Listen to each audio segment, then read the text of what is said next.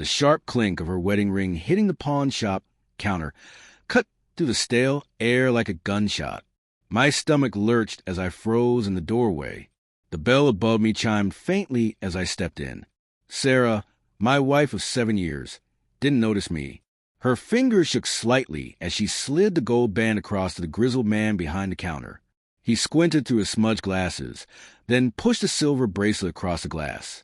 A cheap piece, fake emeralds catching the dim fluorescent glow. "This it," he grunted. Sarah nodded, lips pressed tight, eyes flicking to the door. Then she saw me.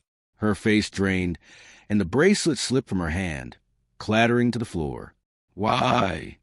The word tore out of me before I could stop it, jagged and raw. The pawn shop smelled of dust and desperation, the kind of place where forgotten things want to die. Sarah's hazel eyes, the ones I'd fallen for under a summer sky, now shimmered with something unrecognizable. Guilt? Fear? Defiance? "David," she whispered, her voice cracking like thin ice. I had followed her, though at first it hadn't been suspicion. It was the little things, the late nights at the office, her phone buzzing at odd hours, the faint whiff of cologne that wasn't mine on her coat. I told myself it was nothing. Stress, a new perfume. My mind spun excuses like a desperate spider weaving its web. But this morning, something had snapped. She'd left with a vague excuse, fingers fidgeting with her purse, voice clipped. I had followed. And now here we were, in this grimy shop, betrayal displayed in a ring and a cheap bracelet. My voice shook when I spoke, caught between anger and pleading. The pawn shop man shuffled to the back, muttering about giving us space. His absence made the silence heavier. Sarah's hands twisted together, knuckles white. "It's not what you think," she said, eyes avoiding mine. They darted between the bracelet on the floor and the ring on the counter, as if weighing which mattered more. "Then what is it?" I stepped closer, the linoleum sticky under my shoes. The air pressed against my chest. "You're trading our marriage for that," I said, pointing at the bracelet. The fake stone seemed to wink mockingly. She flinched. For a moment, I thought she'd cry, but Sarah never cried. Not when her father died. Not when we lost a baby 2 years ago. She bottled it all up. Maybe that was where this began. "It's not about the ring," she whispered. "It's complicated." Her fingers brushed the cold metal of the bracelet before she recoiled. "I needed something that wasn't us," she said. Her words hit me like a punch, stealing my breath. I wanted to scream, demand answers, but my mind was a tangle of fear and questions. Who was she now? The woman I married. The one who laughed at my terrible cooking, danced with me in our tiny kitchen. Felt like a stranger.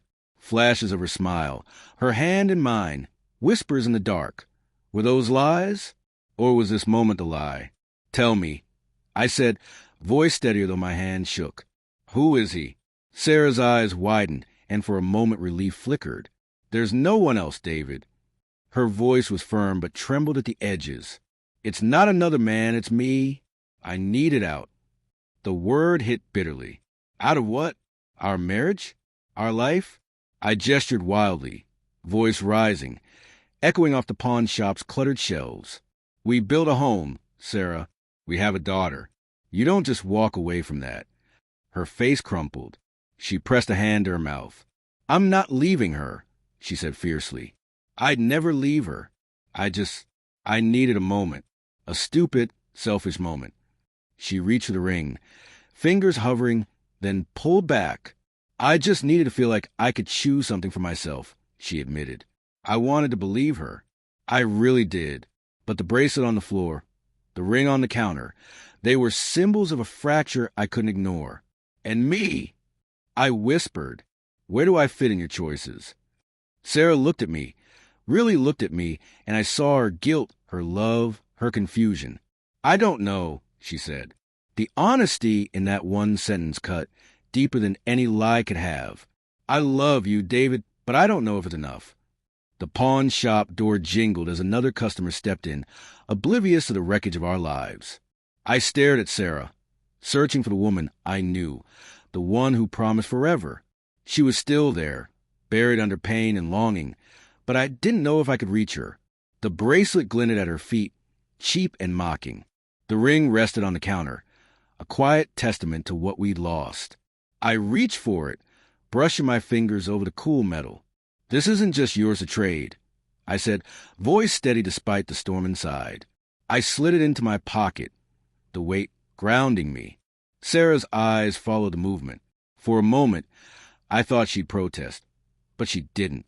She just stood there, tears streaking her face, the bracelet forgotten. I turned and walked out, the bell jingling behind me. Outside, the autumn air bit at my skin. I didn't know if Sarah would follow, if she'd fight for us, or chase that fleeting sense of freedom. All I knew was a ring in my pocket, heavy with promises, and the unbearable truth that love alone might not be enough to hold us.